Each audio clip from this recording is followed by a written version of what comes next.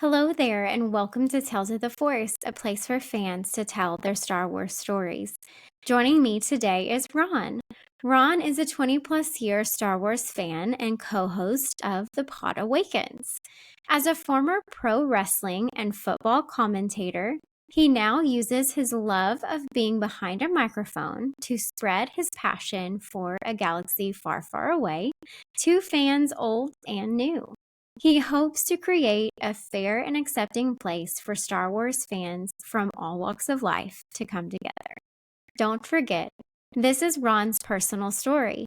It is not my place on the show to dismiss, diminish, judge, or have an opinion on his story.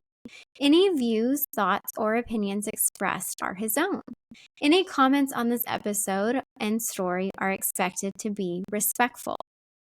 Small disclaimer for this episode. It is not intended for young audiences. There are some mature language involved in this episode. So if that is something that you don't think is best for you, there are plenty of other episodes that you can check out. With all of that out of the way, please join me in welcoming Ron to Tales of the Force.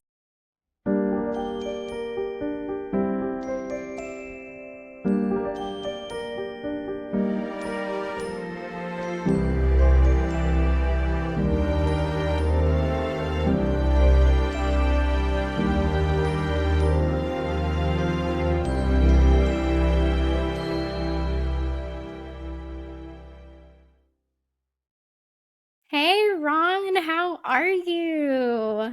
I'm doing great. Thank you so much for having me. Anytime we've talked so far on camera, it's been very acolyte centric. That show has kind of driven our conversation. So I'm excited to just be able to kind of riff with you tonight and talk, all the things we love about Star Wars and have some fun. I'm so excited. Yes, I have guests on your podcast a couple of times. So I guess if you want to go ahead and tell people about that, you can. Yeah, for sure. Yeah, we'll kick off with the plugs here. Get them out of the way. So I am the co-host of a podcast called the Pod Awakens with my buddy Jordan. We love Star Wars very much, and it's something that we take pride in on our show of being very sort of accepting of all different. Actually, let me tread lightly. I'll say good faith takes. Yeah. If you love Star Wars and it's just something that means a lot to you, then I think that our show is one that will probably resonate with you a lot. We don't love everything, it's we kind of tackle things on a case by case basis. We're very objective, but we have fun. Like you said, you've been with us a few times, Yeah. and we've had some great conversations. So yeah, if you're out there listening, the Pod Awakens, we're on YouTube and Spotify and all that stuff. Please check us out.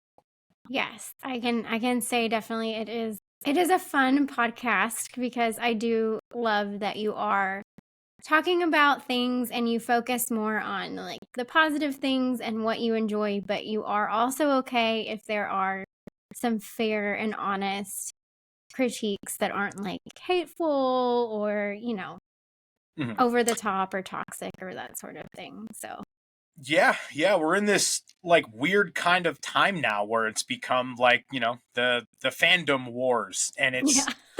it's stating the obvious. Anybody who's, been watching Star Wars for any amount of time knows that this is Yeah. going on, but it just kind of takes all the enjoyment out of it, like Yes. it's not about Star Wars anymore as much as it's about, people's personal stances on each other and attacking each other. And it Yeah. just, I don't know. That's just not why we do it. It's not why we love Star Wars. And I think it's also what makes us different because we Yeah. don't focus on all that stuff. So, yeah. Yeah. You don't want to, go down the path of the dark side, right? No, no. Well, I know, you were saying, in the beginning, thanking me for having you on, but like, thank you for coming on. I mean, it's one thing I think to kind of talk about, the breakdown of different things or different movies or episodes or shows, whatever, character breakdowns, any of those things. But it is, I don't know, in my mind, maybe For most people, I'm weird and I'm the opposite, and it's easier for me to talk about more personal things than it is for me to rank something. I don't know. That's just how my mind works, I guess. Mhm. But for most people, making it a little bit more personal and talking about, why you love something and why it resonates with you and how it's impacted your life is normally a little bit harder. So thank you for coming on and being willing to, go a little bit different direction and talk about like your Star Wars story. So I appreciate Oh, you coming on. yeah, no, of course, absolutely. It's honestly the main reason that I wanted to come on here, to be able to just kind of riff and get back to the roots. You know what I mean? I Yeah. On our show we do so much of the, like you referenced, we do a lot of reviews of things and we talk about projects and stuff, but I haven't really had much of a chance to just kind of share, the roots of my Star Wars love and where it's gone from there, and just kind of go over all that stuff. So I'm excited to kind of get into all of it with you today. I'm excited too. And before we do that, I do have a couple of games. And this is, I think, a first for Tales of the Force. Playing some games during a show. I mean, I guess you did have that Star Wars dad competition. I mean, that's kind of a Jokes, right? game, I Yeah. guess. Our Unshockingly, I came in last place. It's okay. no, Okay. no, no. That was All right, the it wasn't my little joke. I stole it from the internet. It's okay. my attempt at trying kind of like, I guess, a Tales of the Force version of looking at a show or movie, and I'll do more of those, but it'll be kind of more like personally what it means to you and that sort of thing. But it was on the Acolyte, which I know is a really tough subject right now. But Yeah. anyway, we did do some dad jokes, and that was fun. So two things. One, I know that you love the Phantom Menace, and I'm wearing, for those that can see, I don't know if you can see it very well, but a Phantom Menace shirt. Ah, there we go. That my Let's girl go. Tiara, crafting on Illume, made. I have one of her Phantom Menace Nice. shirts. Shout out. Shout out. Yeah. Shameless plug. Um, so we have a Phantom Menace themed Mad Lib that we're gonna play. And then I also know that you love D&D. And Indeed, I so do. I know you love Darth Maul. So you've got your dice ready. I already gave I it do. away. And I've got Darth Maul on my wrist here. There you I go. can never get a good angle on this damn tattoo on podcast. I love Whatever. it. It's there, I promise. I know, it's like my Anakin one. It's kind of hard, like on camera, to show people. I'm like, it's Yeah. on my arm, I promise. Look at my little black blob on my hand I here. know, exactly. But you are going to see if your character can battle and win against Darth Maul or not. So I may forfeit that one by default, just being such a Darth Maul you'll fan. roll to see a few things, and then we can decide based off of what you get if you think, if we think you could actually beat Darth Maul. So we won't actually do a fight or anything, but we'll just see what your character gets and see if we think just like, no, you're going to lose, or no, you might have a chance, you might win. So we'll see what happens. All right. All right, we'll see. So let's do the Mad Lib first. All right. Let's do it so here. what I'm going to do is I'm going to read the opening crawl of the Phantom Menace. I'm going to read the original, and then I'll have Ron give me some nouns and adjectives and things, and then we'll read his version. Well, hold on. Wait, does it make more sense for me to give you the words first and then? No, I'm going to read the original first, so Okay. people know what it's supposed to be. Okay. If you don't remember. So the opening crawl for the Phantom Menace is: turmoil has engulfed the Galactic Republic. The taxation of trade routes to outlying star systems is in dispute. Hoping to resolve the matter with a blockade of deadly battleships, the greedy Trade Federation has stopped all shipping to the small planet of Naboo. While the Congress of the Republic endlessly debates this alarming chain of events, the Supreme Chancellor has secretly dispatched 2 Jedi Knights, the guardians of peace and justice in the galaxy, to settle the conflict. I feel like I should have been doing the music in the background. No, right? Okay, so I'm going to ask you So it's 1 through 15. I'm going to ask you for the words. Okay. And then I'll read to fill it in with those things. Great. All right. I'm just going to fire off the first weird things that come to mind. So let's do it. Okay, sounds good. Okay, so the first one is a noun. Ham. I'm hungry. Don't mind me. That's okay. Oh, hold on. I'm trying to write this down correctly. Okay, the next one is a noun as well. Mask. Okay. And then an adjective. Scary. And then another noun. Snake. And then This is going to be the most ridiculous Mad Lib. it's okay. That's what's fun. Another noun. Remote. And then another adjective. Sweaty. Okay. And then a noun. Sky. That kind of works. All right, a noun. Chocolate. Okay. Like it. All right. Adjective. Pretty. Okay. And then noun. Glass. Okay. A noun. Balls. But not those kind of balls. Like basketballs. That's okay. And then Damn it. adjective. Oh, damn it. Gross. That's Wait, what what that is it? was. What? Gross, because that's what my last one was. Gross. Okay. Noun. Vodka. Okay. And another noun. Head. This is not safe for children. Okay, one more noun. One more noun. Light bulb. I don't fucking. I got a light bulb here. That's why I said it. Oh man. All right. You ready for this? The Phantom Ham. Some might say the Hamda Menace. Mask has engulfed the Galactic Republic. The taxation of trade routes to scary star systems is in snake. It's in snake. Hoping to resolve the remote with a blockade of sweaty battleships. They are sweaty. The Greedy Sky Federation has that stopped. actually kind of sounds like a cool right? thing. Right. I was like, oh, that works. The Greedy Skies I can't talk. The Greedy Sky Federation has stopped all chocolate to the pretty planet of Naboo. All right, I don't sorry, I don't mess with the Sky Federation anymore. You can't be blocking off the chocolate. Yeah, you can't be stopping the chocolate. What are you doing? While the Congress of the Glass endlessly debates this alarming chain of balls.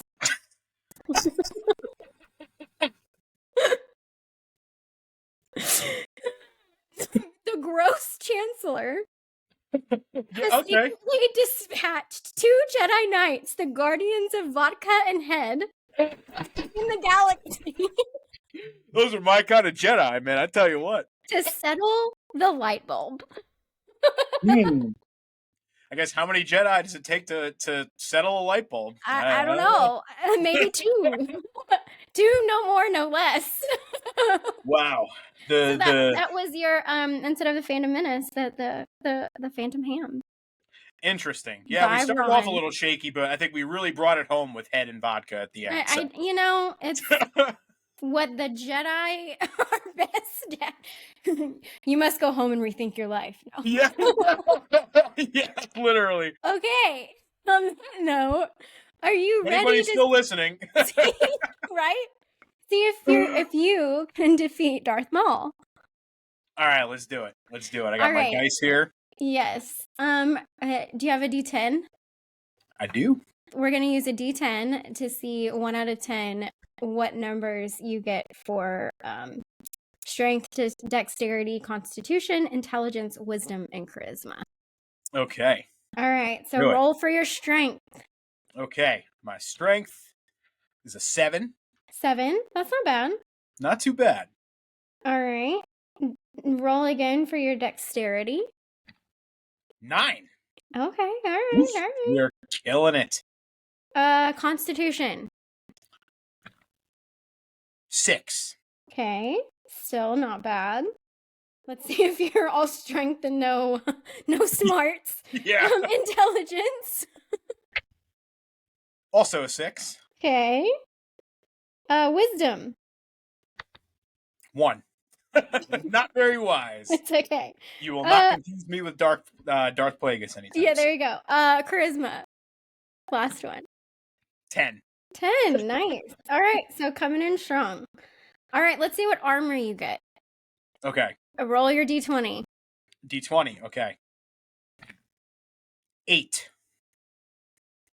All right. You almost got the Hut Slayer outfit as your armor. Damn it. But you got the Rebel pilot jumpsuit. So okay, you're safe. That's cool. That's At the very least, I'm going to look good. Got the orange going. Yeah. Yeah. I mean, it's fine. All right. D20. Let's find out who your ally is that's going to fight with you. Interesting. Another D20. Yeah. It's a 4. Jar Jar Binks. Oh, Misa is dead as fuck. All right, and a D10 for your weapon. That's a 2. Oh no. With a large comb for the sand.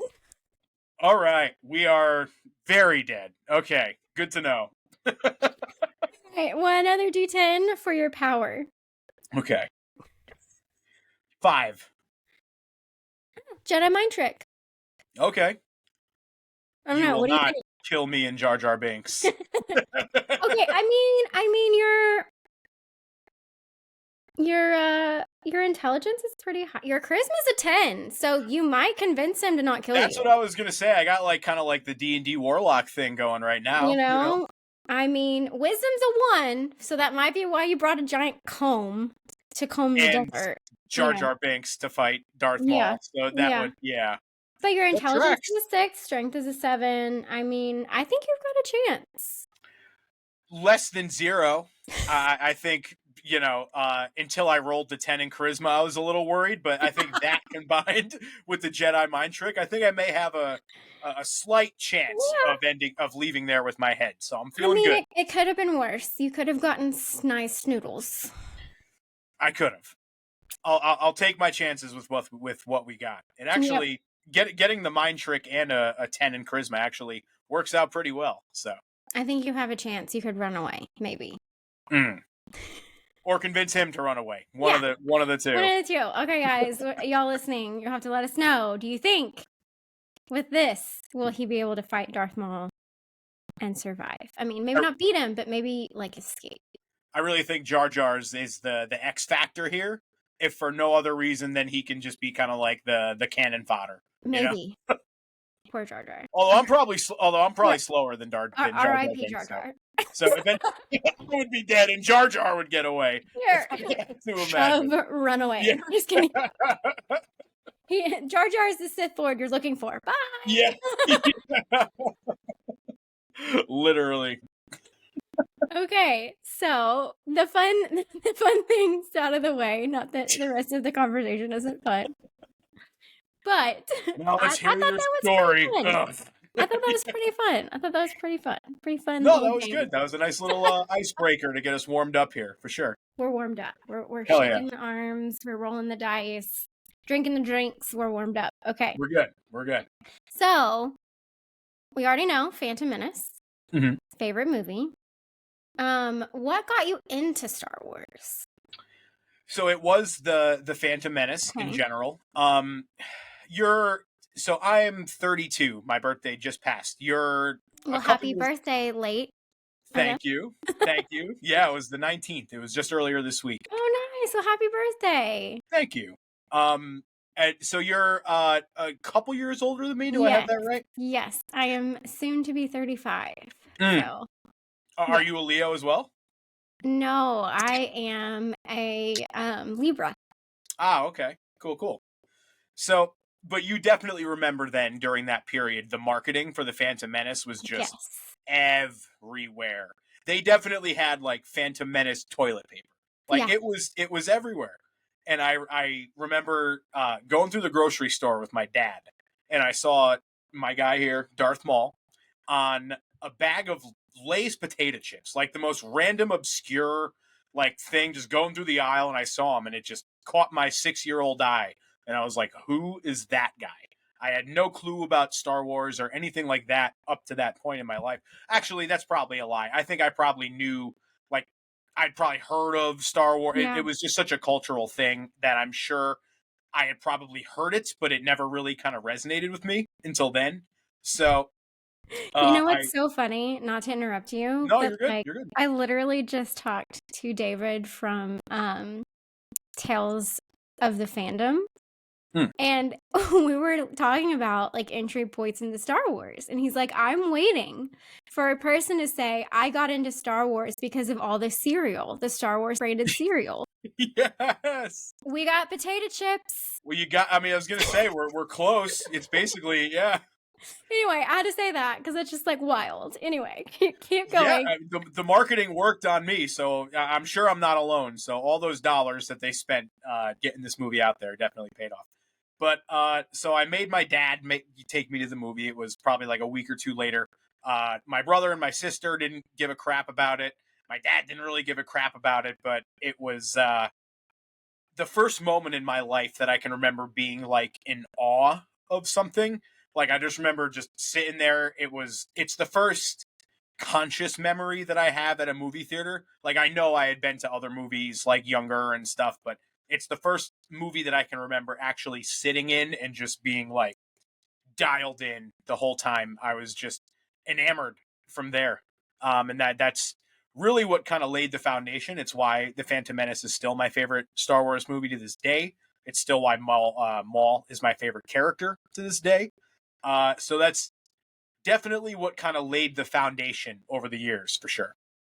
That's awesome. I love The Phantom Menace. It is my second favorite Star Wars movie. And I know it gets kind of a lot of flack, but like I love it. It's so good to me. Like just all in all, like I know they used like more practical effects than even some of the originals in it, and the world building to me is just so amazing.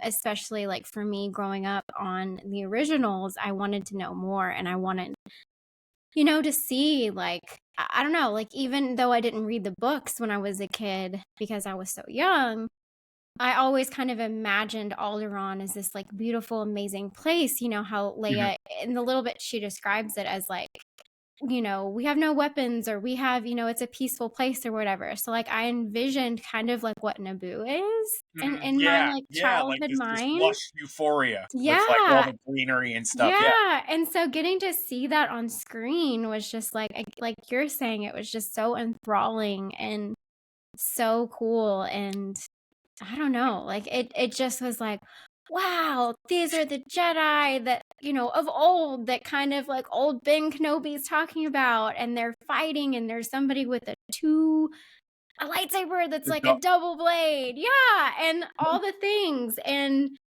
there's like you're seeing them use the force in ways that you didn't see in the originals, and like the politics and all the things going on and all the costumes, and it just seemed like, I don't know, almost like a height of an era, even though like it kind of wasn't. Like we know now it wasn't the height of the era, it was like the Mhm. end of an era and going to the next one. But as a kid, it's so much more opulent Mhm. than like kind of the grittiness and the worn down of the originals. You Yeah. can tell that the rebels have these like scraped together ships, and everything's kind of hodgepodge, and the Millennium Falcon is the fastest hunk of junk in the galaxy, and Yeah. then you have Yeah. literal chrome shiny like ships. Well, It's just so a lot of cool. it is also because, like, even the people who hate on the Phantom Menace, one thing that can't be denied about it is the sort of barriers that it broke in terms of CGI at the Yeah. time, and like doing things that no movies had ever done before. Yeah. So Yeah. it felt so much bigger Like, again, these were the first ones I saw before I went back and watched the originals, but just even at the time, like, it felt like the prequels were this such a bigger scale, and it was really just because of the limitations they had in filming at the time Yeah. in the 70s and early 80s and stuff. So it's yeah, it's one of those things where I understand, people liking the OG trilogy more. Obviously, I would say the story's probably a little more polished overall than it was in the prequels, but visually, there's no comparison between the two, I Yeah. think. It's just the world building is just like Mhm. insane. And Yeah. I don't know, you get so much more culture of the different places and the different kind of like Hmm. factions, I guess, of like what happened to make the originals where they are. Hmm. Just I don't know. I really I love them. But yeah. Yeah, Do and you like love the other movies too? Like are they special to you as well? Like the since you other saw them as prequels, kids? Yeah. I would say yes, but not as much. Yeah. Obviously, Attack of the Clones was a bit of a letdown from the first one, but I think that was also more just because for me personally, I mean, objectively, I think the first one's a better movie, and I Yeah. think most people probably agree there. But I also think that I think if I hadn't like fallen in love so much with the Phantom Menace before Attack of the Clones, I think I would have judged it way less harshly. Yeah. Um, and then Revenge of the Sith obviously was just incredible, like one of the best like film spectacles you'll ever see.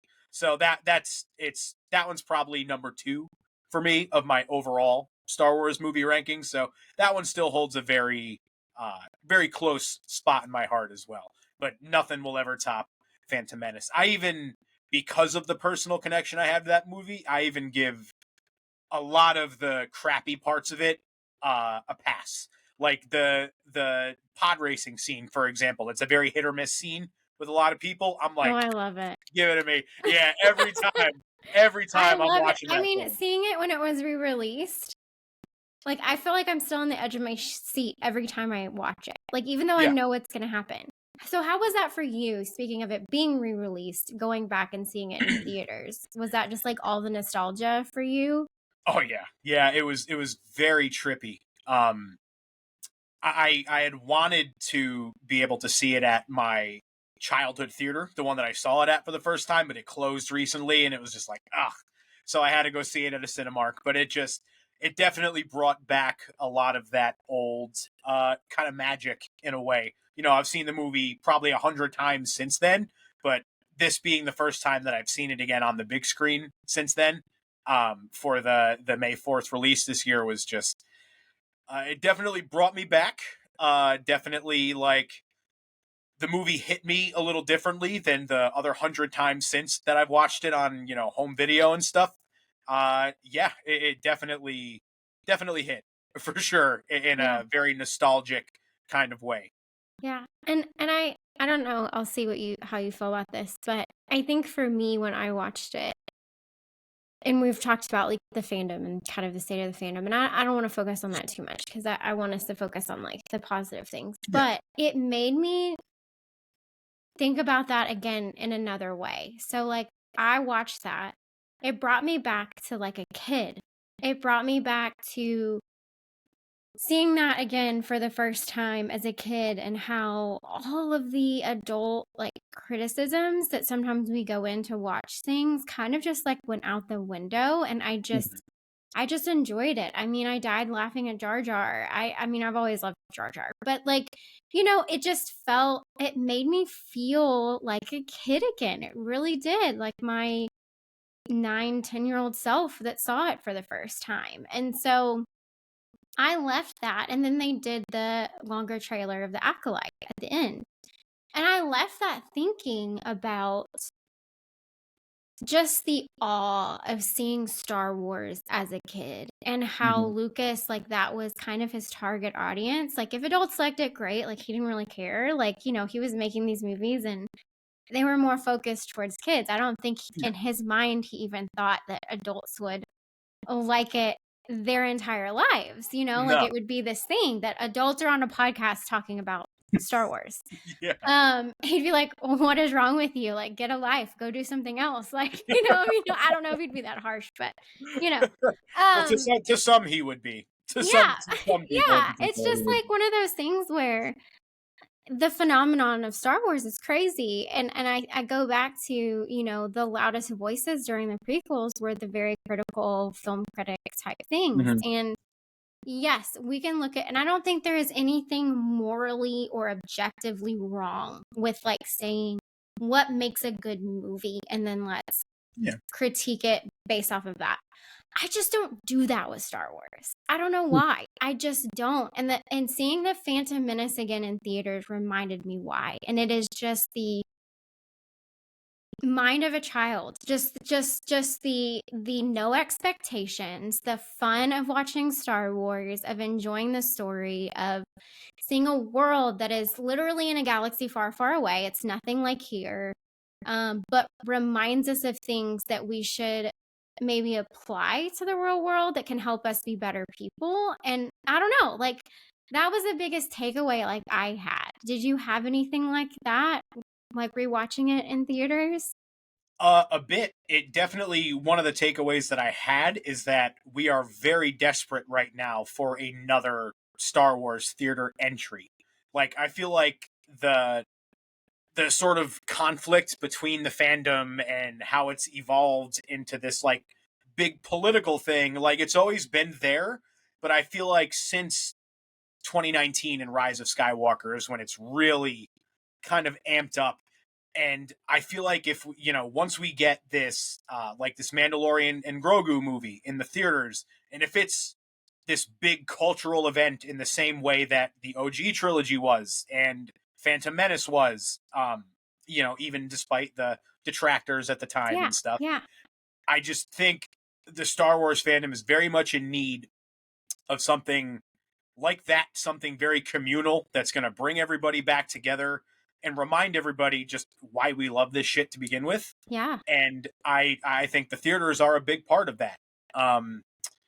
So yeah, to kind of answer your original question, I definitely got some of those vibes, and it, if anything, made me more excited for the movies we're definitely getting and also hopefully getting, because I'm still yes, a little afraid about like this James Mangold Dawn of the Jedi movie and the Rey movies. Like, who knows where the script is going with that one, but just I feel like just us as a fandom, we are in desperate need of Star Wars back in the theaters again. There's yes. been too much divisiveness on Disney Plus. Yes, it's hard. And it does, and I get it when people say, like, I want Star Wars to be an event and I want it to be an Yeah. experience. And I think they tried kind of with the Acolyte, with the big, all the press and the media and like the Mhm. events where they invited people to come. And so I think people that even like were able to have that whole theater experience, almost that made it maybe even more of a positive experience Mhm. because of that, I don't know, that feeling that you get. Yeah. I don't mean that in any like cheap way, like it was like you were tricked into having a better experience or something like that. I just mean like there is that community aspect of like going to a theater and watching something with other fans that you just don't get watching something at home. I equate it to kind of a semi-ish recent movie, Spider-Man: No Way Home. Yeah. I went to the premiere of that, the first showing at my theater of the night. Place was packed. Like, it felt like you were at like a sporting event. People were cheering and fucking throwing babies in the air. You know what I mean? It was just like, No baby throwing. No, I'm just not kidding. actually. That's a wrestling term. My apologies. It means when the crowd's going crazy, they were throwing babies in the air. Like, it's just, it just, it felt like a huge deal. And then you go to some other movies and you sit there and it's like you're in a funeral. Like, it's just the community aspect of everybody being there and everybody wanting to enjoy this and just having a great time and turning your brain off and not. I mean, not giving everything a pass, and Yeah. just but just allowing yourself to enjoy this stuff, which is how we all got into it to begin with. You know what I Yes. mean? Just Yes. allow yourself to be a kid again. Yeah, it makes me think of, and I'm sorry that I've told this on another episode, but I love it so much. Like the story just makes me so happy. It was there was, I remember it was last year or the year before, and the strike was going on, so like I went, but like I didn't talk about it because, there was the whole strike was going on and I was trying to be respectful of that because I mean, I think everything they were striking for was like obviously very Yeah. important. And definitely support that. But it was a showing of Empire and it was with the symphony, like where I live. So Ooh, like an nice. outdoor, yeah, it was amazing.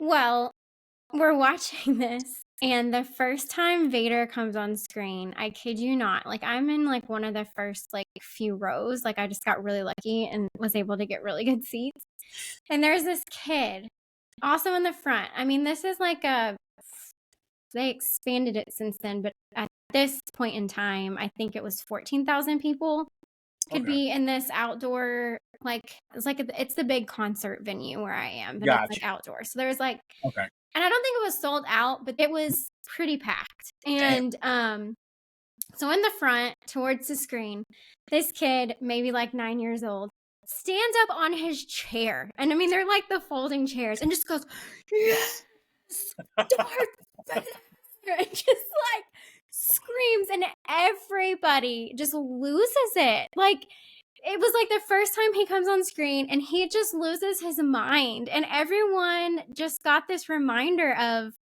yeah, like this is Star Wars. Like we We were did that all when that we, kid once. yes, exactly. And it, people chuckled, but then people started cheering for things. And it was just so fun. And it again, like you're talking about, it's like those first times that you see something. And if it is one of the first showings, like just the excitement, it's just like none other. But I love that happened because I'm like, yeah, that kid gets it. Like we love Star Wars. Yeah.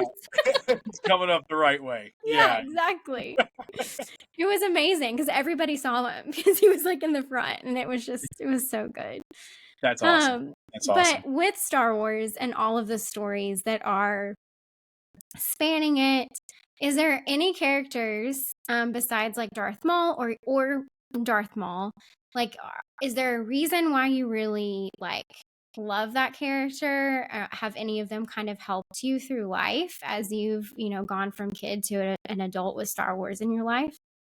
So, my Star Wars journey is kind of an interesting one because And if we I need to was back up to just go through your journey and then come on back to the characters, we can. no, I think we can weave them together. I think we can weave them together. We're good. So, my Star Wars journey is kind of um broken up into parts. So there was the childhood fan in me that was a prequel kid through and through. Um, and then Revenge of the Sith came and went, and we had this big drought of movies for like almost a decade, and that also kind of culminated with when I was starting high school and like I was playing football and stuff, and I was Mr. Cool Jock guy, you know what I mean? So like I'd be lying if I said there wasn't a part of me that was like, all right, time to move on from the Star Wars kiddie stuff. And then it wasn't until The Force Awakens, like way later in 2015, that I Yeah. came back to it. Probably like 7-8 years later. So there's definitely like little breaks in my fandom along the way, and I would say that while one character specific, as much as I love Maul, and I'll get into what drew me to him in a second, uh, the whole like helping me through like tough times thing that didn't really happen for me as a kid. Like I know you've Mhm. had a ton of people on this show who have had these sort of like harrowing stories where like as a kid it helped them through like the worst times in their life and it was there for them when like nobody else was. And I had that too, but it wasn't for me until I became an adult. Yeah. Like I developed later in life. We'll bust out the world's smallest violin here now because I later in life, around my mid to late 20s, I developed very severe chronic anxiety and depression. Like Yeah. it was something that's run in my family, and I thought that I had gotten out on the other side of it, and then my mid 20s to late 20s got here, and I started noticing some signs, and then it just really took over in a very unexpected kind of way. And there was so many times, like I won't sit here and tell you that Star Wars saved me completely from my, because Yeah. at the end of the day, I mean, you've talked about your mental health Yeah. struggles and as well, and it just, we all have our days where sometimes nothing's going to work, but uh, I would say in my adult life, it is so often for me been a crutch in those tough moments where it's like, dude, I just need to turn my brain off for a little bit and just dive into something and just, not be here for a while. And Star Wars as an adult has been such a great outlet for me in that, uh, that it just, it's weird that I'm more, not weird, but it's interesting that I'm more of a fan here as I'm sitting here at 32 Yeah. than I was when I was 12. So it's very interesting kind of how that whole dichotomy ended up playing out for sure. No, I get it. I think similar, very similar with me too. My mental health journey started at 18, like the hard part. Yeah. And I mean, I think I've had stuff my entire life, but I just didn't realize it. But for Yeah. me too, it was more my adult years that I really needed that more than as a kid. So I It totally get that.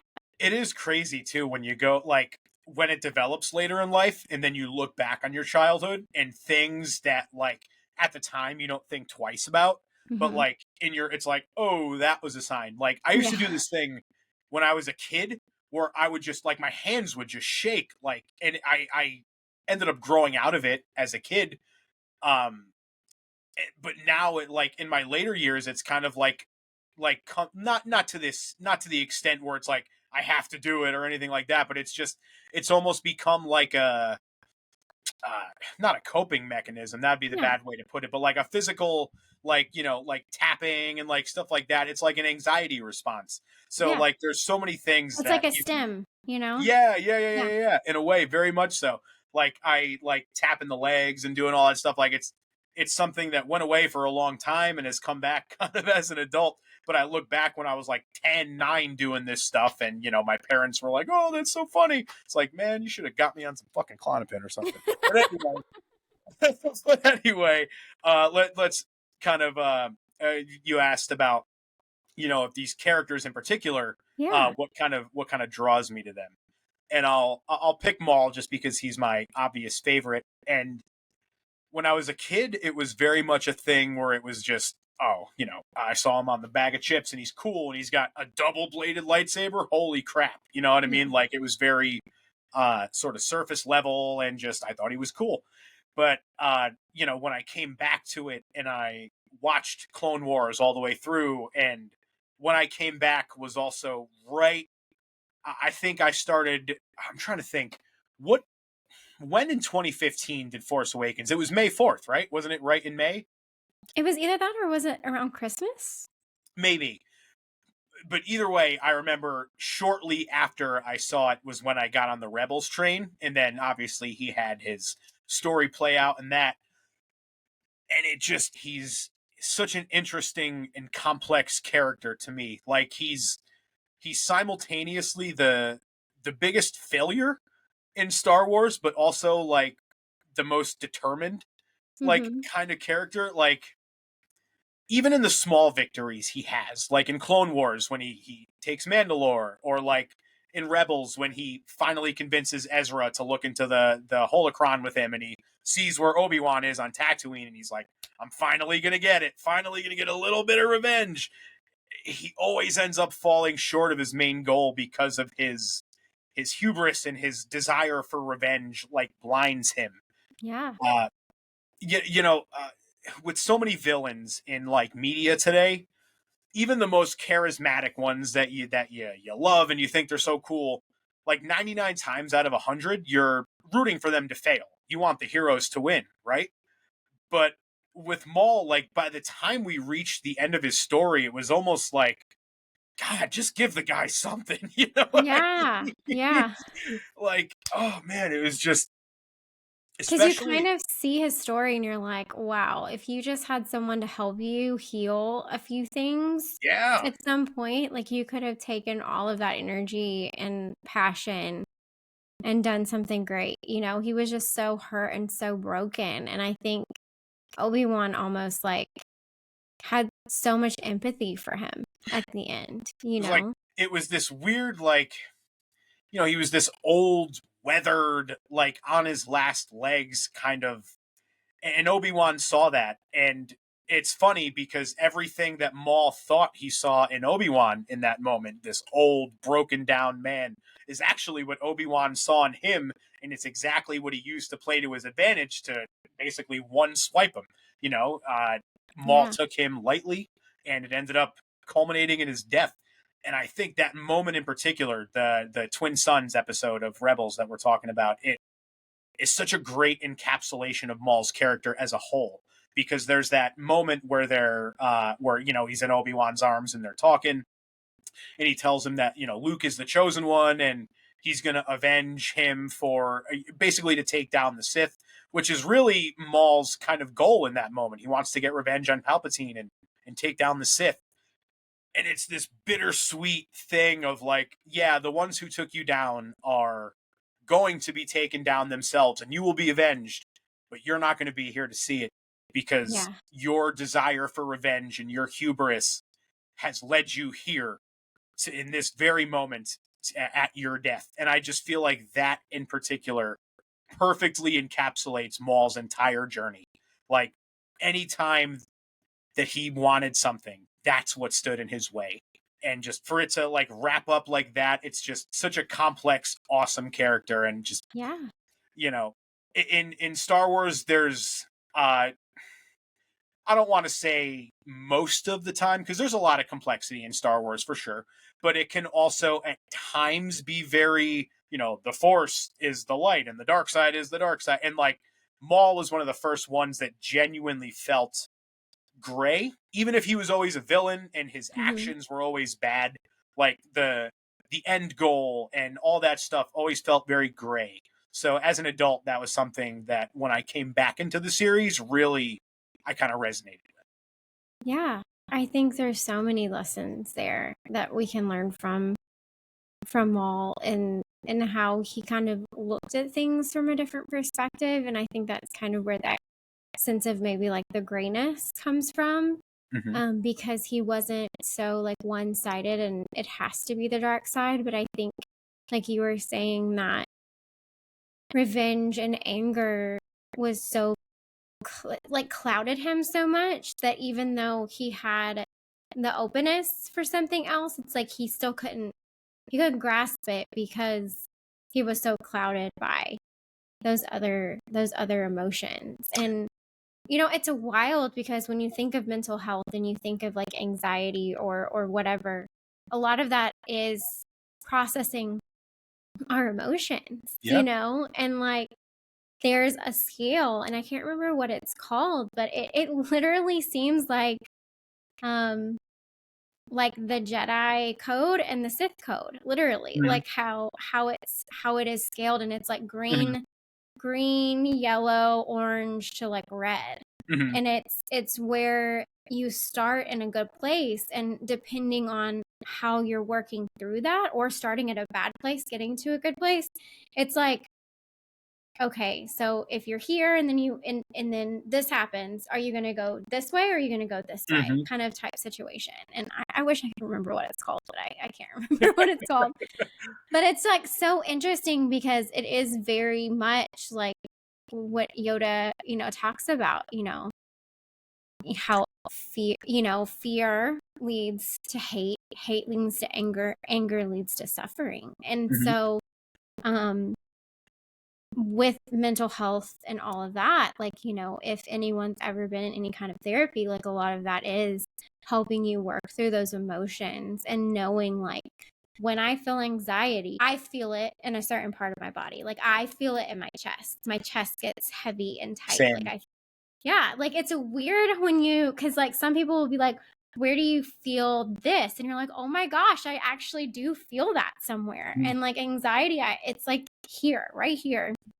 It's here, and I also get it in my shoulders, like in between my shoulders. My tension I'm always like, I'm always like tensing up my shoulders. Yeah, 100%. Yeah, and some people you can see it like in their jaw. Like if they get angry or whatever, or like their neck, it's like, you're like, oh my gosh, you're gonna pop a blood vessel, breathe, Yeah. But it's just interesting how that's so Star Wars, like the emotions, but Mhm. it's like real life too. And so Yeah. it kind of makes sense how any of us that have gone through dark times or different things like that can, I think, understand characters like this a little bit more.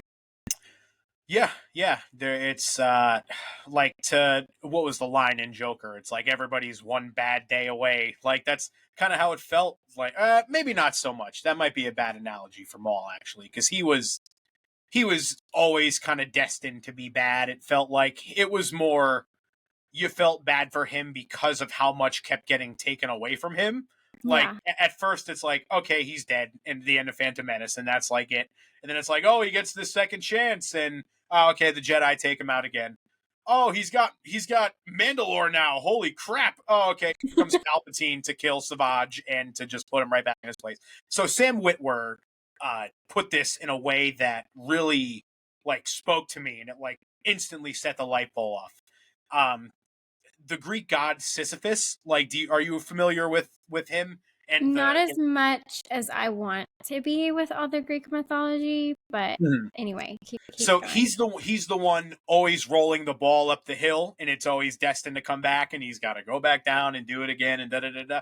And it was like that's what he equated to Maul, and Yeah. when he said that, it just it was like, yep, that's him. And it wouldn't shock me if like when George was creating this character, maybe not when he was creating the character, but definitely at least when they were reintroducing him in Clone Wars, I think that had to be a major inspiration for like the arc that they wanted to take this character on because Yeah.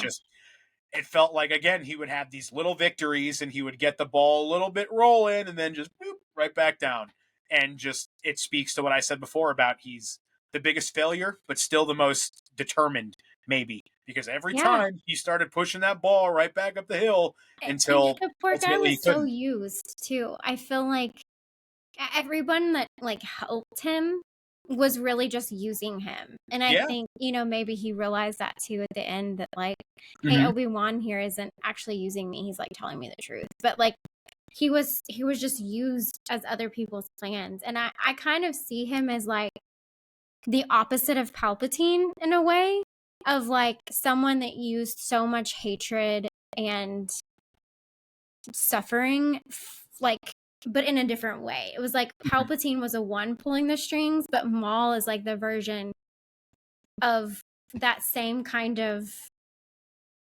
archetype in a sense that instead of having the power and pulling the strings was being used and like was the puppet version. Like I Mm-hmm. almost see like they're very similar in the sense that they could cheat death and they could continue to go on because of how full of hatred they were. But one was the one that was like pulling the strings and the other one was the puppet. I don't know. That's something I've kind of thought about before too with those two characters. Yeah, and it seems like obviously they have their confrontation in Clone Wars, so I'm sure that's probably a comparison they were trying to make in some kind of way. Yeah. I don't know. It's interesting. I find Maul a very interesting like He's character complex. too. He's very Yeah. complex. He's awesome. I remember watching Solo and people being like, "What?" I'm like, "Well, you didn't watch Clone Wars. I don't know what to tell Yeah, you." yeah. I recommend. I don't know if you're a comic reader, but I they haven't been yet, but I'm thinking about dipping the toe into those waters.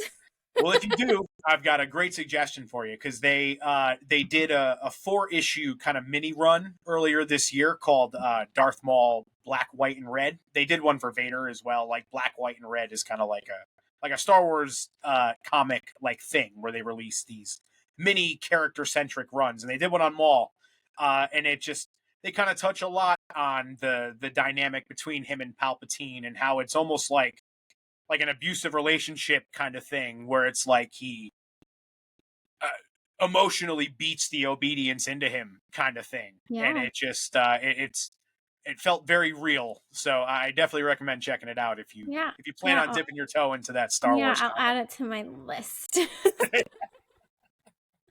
Like me with the bear, The I gotta watch ADHD that. list I gotta that watch it. never happens, but no, I Mm-hmm. will get to it. It will happen. I just Sure.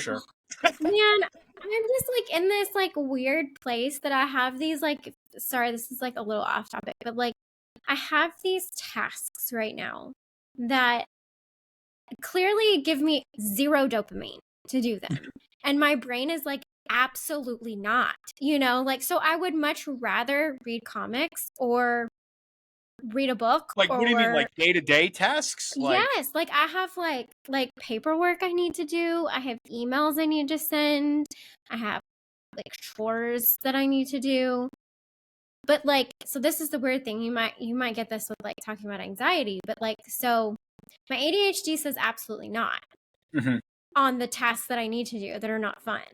But then my anxiety won't let me do any of the fun things Yeah, because I'm so worried about the serious you quote feel like unquote things guilty that I because need you're to not do. doing. Yeah, it's like a guilt, and it's like you feel bad almost. Yeah. Yes. So I'm like, I can't read this book and I can't do this because I don't have these adult things that I need to do. And so then I just end up sitting in this like ADHD paralysis of anxiety ball on my couch. And Like it's like the Torben worst. sitting there in the meditation, just like, all right, just doing My nothing. meditation is like either doom scrolling, like it's not Yeah, healthy. I'm like, Jessica, you need to do something healthy. Like go do yeah. yoga, go do something, like please get like today I literally like had to get out of my house. I was like, I have to go run errands. Like I can't just sit in this like forever. Like it's just so Yeah, anyway, I feel you with the anxiety thing for sure. For sure. And I absolutely. know a lot of people listening do too. So because Hmm. other people have talked about it as well. Yeah, I was gonna say that's like I think, and when I first like reached out to you months ago and like introduced myself and all that stuff, what really drew me to your show and your page is that it was such a different approach to this, and it's such a uh, positive and beneficial way for people to identify with people and realize that like you're not alone, everybody's got their story, Yeah. and also like come together in a way over that sort of not shared trauma but shared Yeah. like we're all going through shit, you know what I mean? Yeah. Yeah. Yeah. And like Star Wars in different ways has helped us. And Mhm. I hope like I don't want to I don't feel like I really this is like weird because like I've talked about this too with people lately. I have such a like imposter syndrome right now going on with doing the podcast and people having like a positive reception for it. It's weird. Like I actually just asked you earlier today if you had watched The Bear and like not to give it away for anyone, but there is a scene and it's literally how I feel right now. And the main character is talking about it's like a good situation. Again, I won't get into it so I don't give anything away, but if someone says what is going on and he says I'm just waiting for the other shoe to drop Mm. and the other character says no one's keeping count of shoes or Yeah. something to that extent, and it just was like wow, like it just hit me. It was like one of those moments where I was like, that's what I feel like I'm doing right now. And a lot of things is I feel like I don't even know how to take like you saying that this resonated with you because in my mind I just feel like it's not supposed to like work out. But that's like the anxiety and like the mental health aspect for it too. And like you said, the world's tiniest violin. Like I'm not saying that for yeah, Song I'm for not you. saying that for like any sympathy or anything, but like I think in a lot of podcasts and YouTube things, and again, this is not a moral like right or wrong or like you should do this or you shouldn't do this, but sometimes you look at things and they can be so polished and they can be so put Mhm. together. I could do that if I wanted to, but I don't want to because like I want to have these real conversations with people and say things like, hey, I'm late on an episode, I had a migraine, or I'm late Mhm. on an episode because whatever. One, I'm doing this for fun. And two, I want this to be a community. I don't want this to be about me. Like, please, for the love of all things, I don't want, like, that makes me almost more uncomfortable. Like, like I want this to be like a group of people that can come together in this fandom and we might hardcore disagree on some things and think some people might say for me this show was trash or this movie was trash for me, like I don't like it. Like to me that's a little extreme to say it that way, but if you want to express it that way, that's fine. if you say for you, like, or I love this, and someone is like, it wasn't really for me. That's Mhm. okay. The thing Yeah. is that we have this, like, beyond our shared humanity, there is a shared love in general of Yeah. Star Wars. And there is a character or a storyline or a movie or a song in the soundtrack that has touched you in some way, that has helped you in some way. And we can all agree on that, you know? And what I don't know what else can help the fandom. I really don't. Like, I don't know what else can help it except for us to come together and talk about the things that we thoroughly love and we enjoy. And, like, I'm not going to sit here and say that I have everything together or that, like, I even know what I'm doing on this, but it is what it is. And I'm glad that it's being received in Mhm. the way that I'm, like, trying to put it out there. So that really does mean so much to me. Every comment that I get that is positive, and that's mostly what I've gotten, I don't even know how to respond You because got fans coming up to you at cons now. You're big time, baby. You kidding me? that was a one-time thing, and it was, For like, now. shocking, and I didn't even know. Like, again, like, I don't know how to take it, and that's not an act, and that's not like it's just it's the mental health aspect of it. Like, when you have gone through something with mental health, you have the bad negative self-talk that I've had my whole life because I didn't know I had ADHD. I just thought I was weird and something was wrong with me. You know, like, I didn't understand why I couldn't do things that everybody else could do, why it was so hard. And so when something goes some kind of right, you're like, this is a lie. This feels weird. Yeah. Yeah. This is, I don't know how to do this. You know, I mean, that's literally like how it is. So, Yeah. it's like an anxiety when you think of I don't know if this is how it is for you, but how it presents itself to me, it's like I either ahead of time think of everything that can go wrong. Yep. And I'm so stressed about that. And then after something happens, I rethink the whole thing and, like, oh my gosh, I should have done X, Y, and Z. And it's Mhm. like I replay it in my mind. I don't know if that's how it is for The you. the But latter is much more like the former happens as well, but the man I should have is a big one for me. Yeah. yeah, and then it's like crippling because that's like all you can focus on is Mhm. that negative and what shoulda, coulda, woulda, or whatever. And I think we can get stuck in that when we look at films and shows, and it's like, well, this could have been better or whatever. And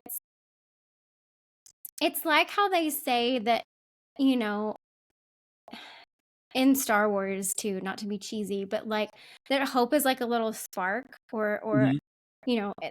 in the sequels, it's the spark that will light the fire that will burn down the First Order, whatever it is that Poe says, in his speech. But I think of Somehow that as like, Palpatine has returned. Sorry. you're good. Oh, here we go. No. But it's one of those things that, like, positivity and negativity is like the same way, right? Mhm. So it's that little spark of helping someone see something different. Like, you and I can talk about a movie that you love and I don't like, or that you don't like and I like. If we leave room and we don't let our anger or our hubris, like Maul, get in the way, and we leave room to listen to that other person, we still might not like the movie or the show. But I will have more empathy and understanding and maybe respect for either why you like it or the thing as a whole, even if it still doesn't resonate with me. It can change your perspective. The same way, if you go in somewhere and you watch something and you go, I don't know how I feel about that, and you look up everyone else's reactions, or you talk to your friends, or it can even be at work. Let's say something goes wrong at work. You have that one coworker that's like, this isn't right, nothing's fair, so and so got this, blah blah blah. It, like, turns into this angry mob mentality, Mhm. right? And then everyone's like, yeah, you're right, that Yeah. isn't fair.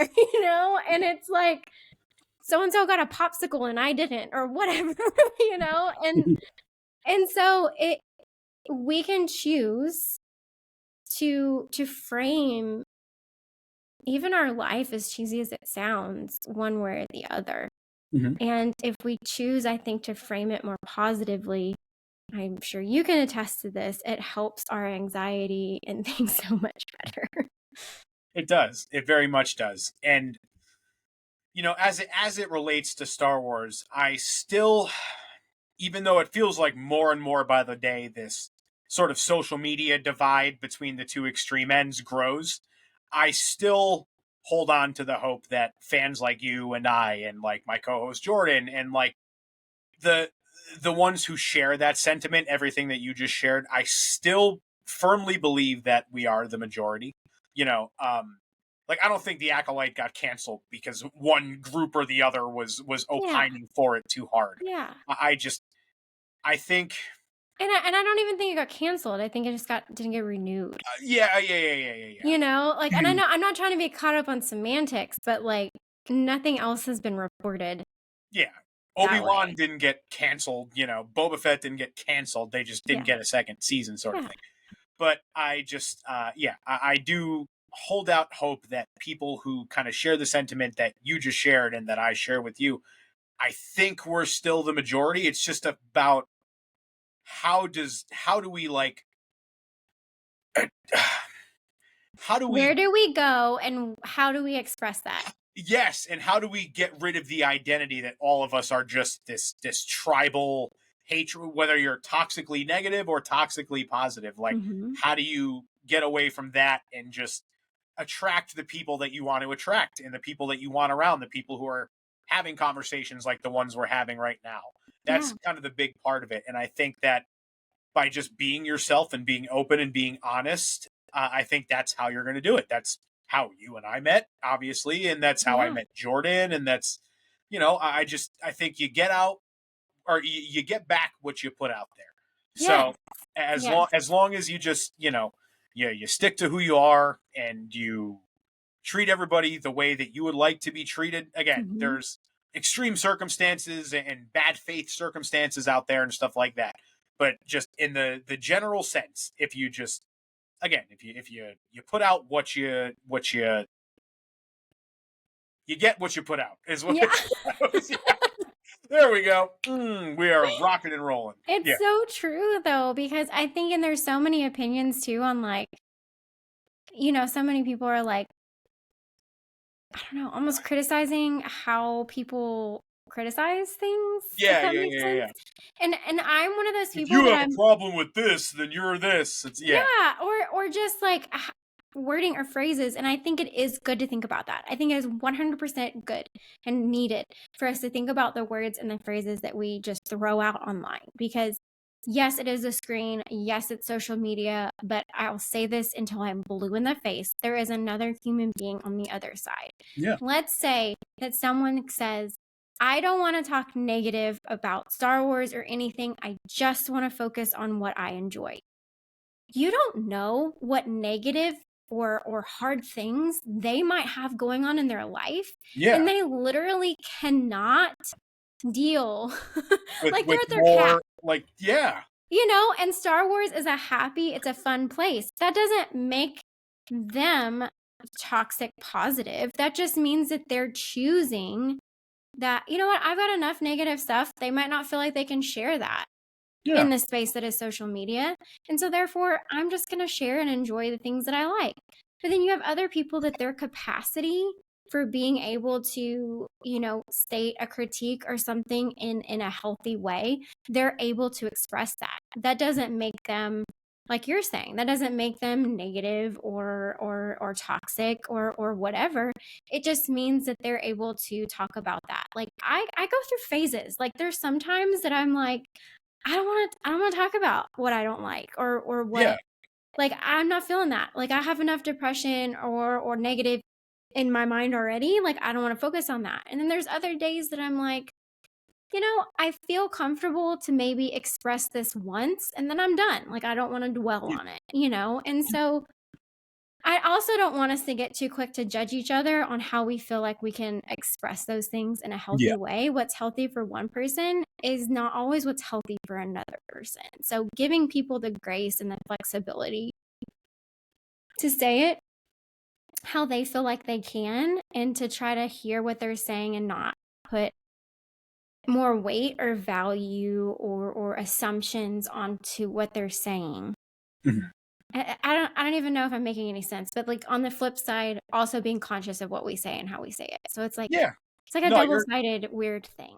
yeah, you're making perfect sense. I think the best way to put it would just be let people fan how they want to fan. Like let people be a fan how they want to be a fan. Again, Yeah, there's in a exceptions to healthy way. every rule. Yeah, I was going to say there's exceptions to every rule, and this doesn't apply to people who are toxic purposely or who are doing so because it pads their wallet. Like them excluded from this conversation, but Yeah. just in that general middle group that we were talking about before, where I still hold out hope that we're the majority. Yeah, just let people do their thing and don't bash anyone else for how they feel about something. Yeah. And sometimes we don't even like if you like sometimes I see something and I'm like, "Oh, I really want to respond to that," but then I know I don't have the mental or energy or the Yes. capacity and it's not worth it. And so there's so many times that we just need to let things go. And if someone's screaming out to the void, let them scream out to the void. Like just Yeah. They're having a let them day. do it. Let them do it. Yeah, yeah, Let them scream, let them get it out and then just move on. Like yeah. move along. Yeah. You get that out of your system now? Good. All right, let's Yeah. roll. All Yeah. right. We're good. Oh gosh. But like is there anything else I guess with like any of your story with Star Wars that you would like to share, whether it's any of the movies or a time in your life, a quote, I don't know. I know we've talked about characters already. I I would say not to get too like sappy or anything, but I think Oh, in recent years, or not, or just recent year, I guess the thing that has kind of blessed me most about Star Wars has just been like meeting Jordan and our other buddy Chris, who I knew before that, but just and coming together for this podcast and like being able to like we started all doing it together for Ahsoka last year, and then we just for the last year it's just it's been this great sort of outlet again, like we've talked about numerous times tonight, just something that allows you to get away from the stress and the yeah. anxiety and all that stuff and just be communal with people about the things that we love most and just be able to enjoy it all together. So I think that basically just the most important recent thing I think would just be, you know, being very thankful for having my show and having Jordan and my buddy Chris and just everything that we've very slowly, and we're still a very very small show, but like we've slowly been building this thing over the last year. And like the Acolyte was far and away our most viewed like series every week. We were getting a few hundred views, which to a lot of Yeah. people is like whatever, but to us when we were Yeah. we're like Hey, I say struggling. celebrate all the little things because it doesn't Yeah, matter. yeah, I and mean, it matters, but it doesn't matter. You know what I mean? Like, it's been great, and it's been like a little confidence boost to be like, all right, maybe we're finding our footing now, and like this yeah. is actually going to be something fun that we're going to do for a while. So it just everything that's kind of come with our show, the Pod Awakens, has been the thing that's really resonated and been that I've been most thankful It's for the over this found last. family. Yeah, very much so. And I love that about Star Wars. It's you can choose your family, you can choose who you add to your family. Even adoption is in Star Wars, and Mhm. I love that is such a huge focus. I mean, I've talked about this before, but this is one of my favorite items that I own, and it's like Oh, that a is miniature. amazing! Oh my Yeah, god! a Holy fan crap! of. Shout out to a fan of. I love her and That is amazing. all of her things, but it's the family stone and I look at it and it reminds me of my found Star Wars family and friends that like it's just wild. It's wild, right? Like Yeah. there's this movie that came out in 77 before you and I were born, before a lot of people that listen to this were born, has like raised so many generations and will continue. Like it's wild to me. It is.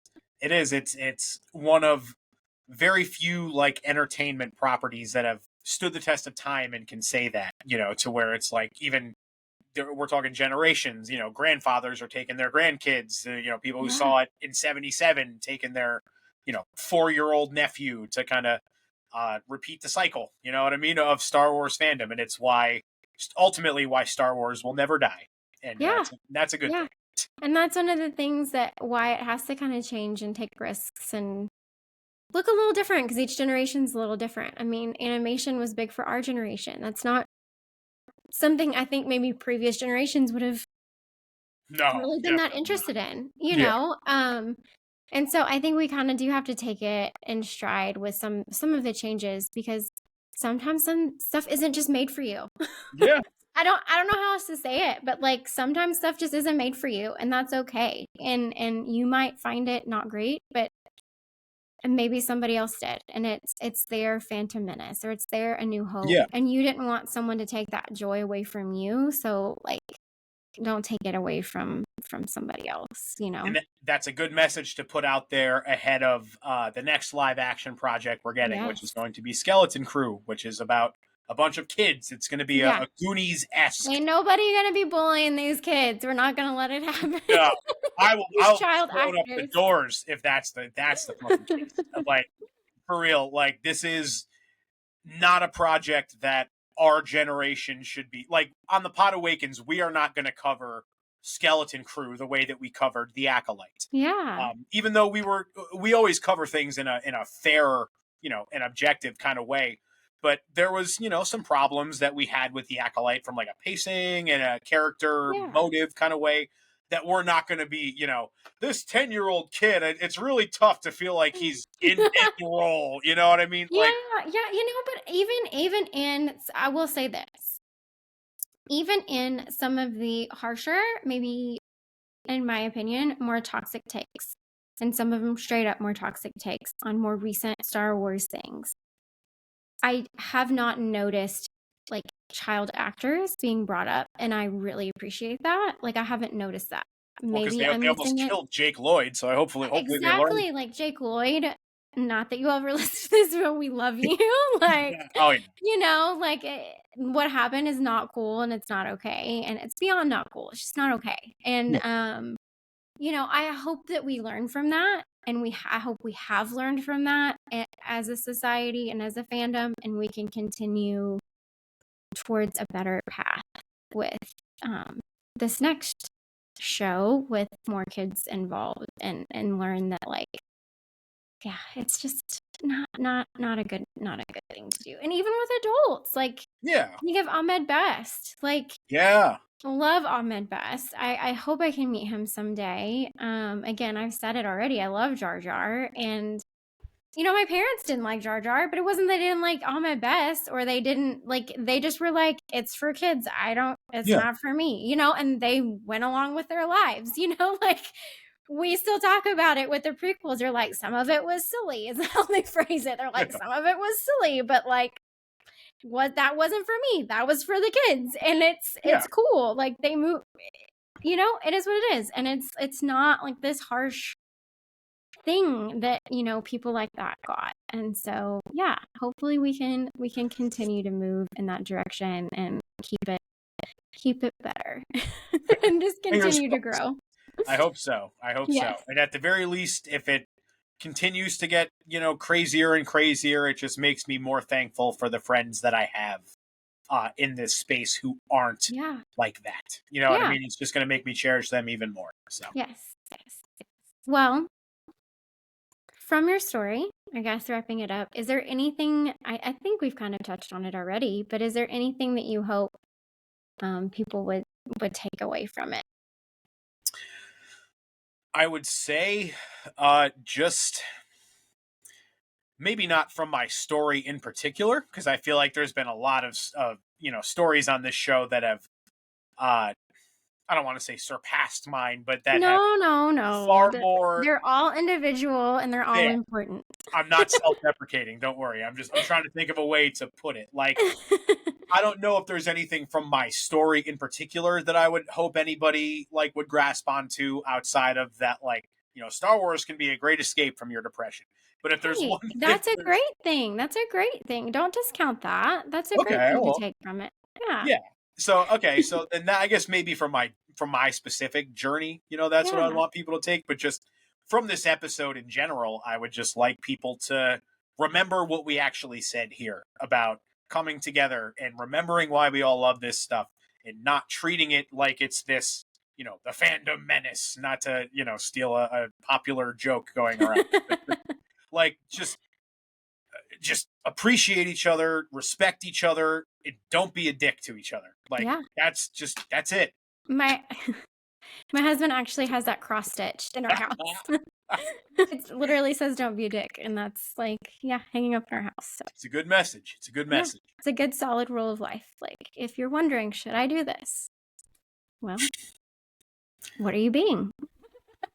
Exactly. Some people like being a dick, and all the power to you, I guess. But just again, like I said before, you get back what you put out. So Yeah, and again, I don't want you to sell it short that like how Star Wars has helped you and that it can help somebody else, because we all have different things that we go through, and someone might listen to something and feel the same way, like, hey, I don't have that going on, or it didn't help me in this way. And so for them to hear how it helped you could really resonate with them, because they might have heard other stories and it's not exactly like their story. No one's story is I'm trying to think of the best way to say it.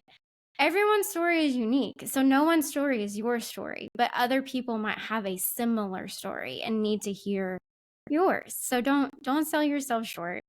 And what people can learn from you specifically sharing your story, because I think it is important to people to learn that, like, you can have times that you maybe didn't like Star Wars, and that's okay, because yeah. you had other focuses in your life and you had other things. I did the same thing in high school. I kind of hid that I liked Star Wars because I was this little punky kid that people thought I looked like Avril Lavigne. I wore way too much eyeliner. Why'd you have to go and make things so complicated, Jess? Right? And so it's all right. Other people have gone through that, and to know that it's okay and it's wonderful to come back to Star Wars as an adult and find your love for it again. And to know that we have hard times as adults too, and we don't have it all together, and that Star Wars can be an escape during those times. I think those things are very important. So Yeah. like I said, don't sell yourself short. I think those are very important things. I keep saying important over and over again, but that's okay. You are good. Thank you. I very much appreciate it. That is very much one of my anxiety things, is the downplaying and Yeah, I do the little old same me over here. thing. Yeah. I do the same thing. I get it. One of the things I've learned is that I need to read a dictionary. Girl needs to learn some new words. Most importantly, for sure. That is yeah. I don't know why my brain, this is like, clearly I'm so ADHD today. Sorry guys, very ADHD episode, but it's all right. I think of like Eminem's story and how he like read the dictionary, and like that's how he learned so many words to use like In in rap. his bars and everything. And I'm like, maybe I need to do that so I don't sound like such a like repeater of words on podcasts. You I'm are like, oh, I good. love that. That's amazing. Oh, I love it. Like I say the same things over and over again. And editing yourself, guys, So not for the faint of everybody heart. has one thing that I've found is that everybody has their crutch words when it comes to doing podcasting. Mine is ultimately. Like there was we do so on our other me and Jordan and our buddy Chris's other podcast, To the Infinity Saga and Beyond. We're covering Ultimate Spider-Man right now, the comics. And there was an episode where I rattled off like 5 ultimately's, and every time I was like, no pun intended. I'll send you the clip after this, because by the time I got to like the 5th one, I literally just screamed fuck, because like I was like, I need to stop doing this. It was Oh my comical. gosh. Like it That was makes me laugh so hard because when I listened to myself in the first like couple of episodes and I was editing them, I texted a couple of my friends and I said, if you listen to these, make it a drinking game for how many times I say, you know, you know. Yep. I'm like, oh my gosh. And I say like a lot too. So but that's almost more normal now, I feel like. But I'm trying still to not say like as much. It's really hard. But I do say, or things like that a lot. Yeah. Sorry, guys. I'm trying. We're all doing And our if you edit it out too much, like I did also in the beginning episodes, it's it's kind of choppy. Oh yeah, and that's just an immense amount of more work when it comes to editing the show. So screw that. So yeah. Throw as many of them in there Everyone's as you been want. so Don't worry. kind with me, especially the very first few guests. And I'm like, sorry, I really didn't know what I was doing and I over edited. Every 5 seconds, it's like a jump cut. It's like, this is great. Some people notice it and some people don't, which is really interesting. And it's like certain brains, it's like, there's my like. Yeah. Certain brains I feel notice that more than others. Yeah. And also how you listen to it. I think if you listen to things in the car, maybe it's not as noticeable because you're driving. And anyway, I apologize. I'm doing the best I can. We're rambling. It's okay. We're at that part of the show. It's okay. It's the end. Another thing that I'm not good at that I always tell people, I don't know how to say goodbye. This is the honesty episode. It's fine. It's good. It's good. We're laying our cards on the table. I feel like that dog meme. Have you seen that meme where it's like the dog and he's got a hat on, he's drinking coffee and the whole like room is burning around him and he's like, it's fine, everything's fine. Yeah. Yes. If you want to know what goes through my head every time I edit and like push out a podcast with my anxiety, I'm that dog. It's fine. Everything's fine. It's fine. It's fine. Well, Ron, speaking of ending things in my wonderful way. Perfect segue. Thank you so much for coming on. Of course. And sharing your Star Wars story and talking about everything and I don't know, just how it has related to your life and how it's helped you in life and what you love about it and what you enjoy from it. And also how we both hope the fandom can move forward in a positive way. So thank you. Of course. Thank you so much for having me on for this great discussion that we had. We covered a lot of bases here. And just and just thank you for being a really good friend. It's been a pleasure chopping it up with you the amount of times that we have in these recent few months. And we've got another show next week coming together that we're going to be doing on Pod Awakens. So you're great, and thank you. I'm very grateful for your friendship. Yeah. Same. I feel the same way, and I will have all of the stuff below too. And by the time this comes out, the new episode might be out. It just depends on how this goes. So there'll be new episodes of the Pod Awakens where we have some more fun discussions.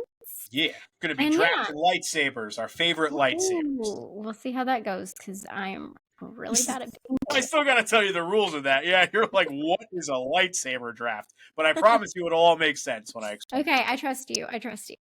And those watching this maybe have already seen the other and they're like, that went well.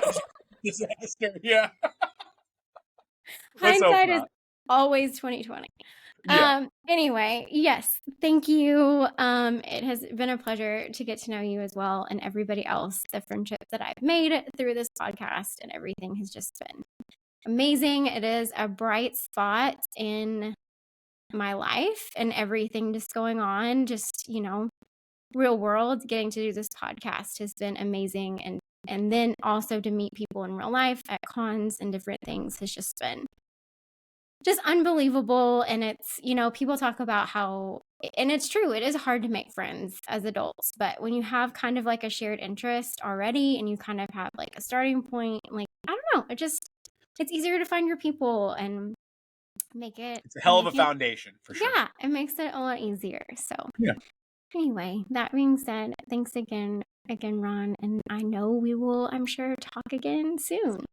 Yeah, absolutely. Looking forward to it. Thanks for joining me today on Tales of the Force. This podcast was created, hosted, and produced by me, Jessica McNair, with music by Michael Hoover. Don't forget, our stories of hope are the force of this fandom, and they are a powerful ally to each and every one of us. Life creates them, makes them grow. Their energy surrounds us and binds us together. Luminous beings we all are, and not this crude matter. May the Force be with you always.